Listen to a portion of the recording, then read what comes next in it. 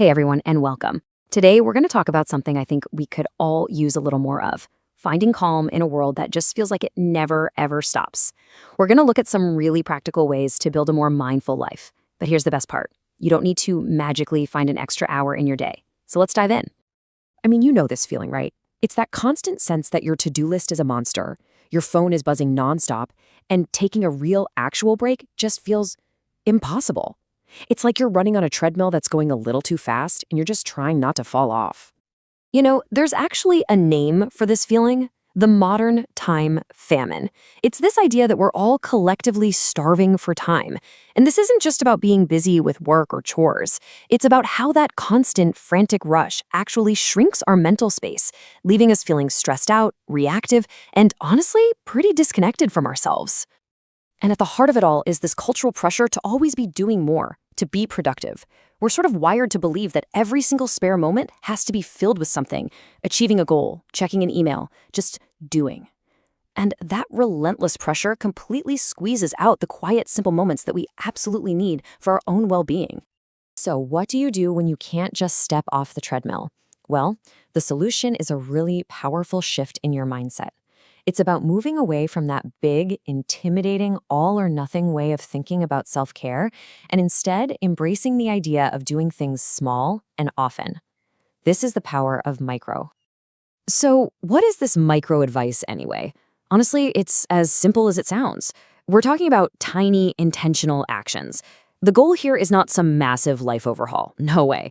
It's just about finding these small, powerful moments to reset your mind and check in with yourself. And here's the most important part: every single one takes less than a minute. And you can really feel the difference in mindset here, can't you? The old way is just full of roadblocks. Thinking I need a whole hour to meditate, well, that just feels impossible most days. But the new way, the micro-habit way, it completely reframes it. Hey, 1 mindful minute is a win. And just like that, self-care stops being another chore you have to do, and it becomes this quick, easy, accessible reset. All right, so how do we actually put this into practice? Let's get into some real, practical, actionable advice that you can literally use the second you're done listening to this. Okay, here's a perfect example. And seriously, you can do this with me right now. First, just pause. Whatever you're doing, just stop for a second. Now take 3 slow, deep breaths in and out. That simple little action helps break the stress cycle. And finally, just notice one thing. Maybe it's the light in your room, or a sound in the distance, or the feeling of your feet on the floor. That's it. You just grounded yourself in the present moment. And the cool thing is, there are endless ways to do this. I like to think of it as a menu of mindful moments. So instead of mindlessly scrolling your phone for a minute, you could actually savor that first sip of coffee, really notice the warmth, the smell. Or you could do a quick 30-second stretch at your desk. See, these aren't about adding more tasks to your day. They're about shifting your awareness inside the things you're already doing.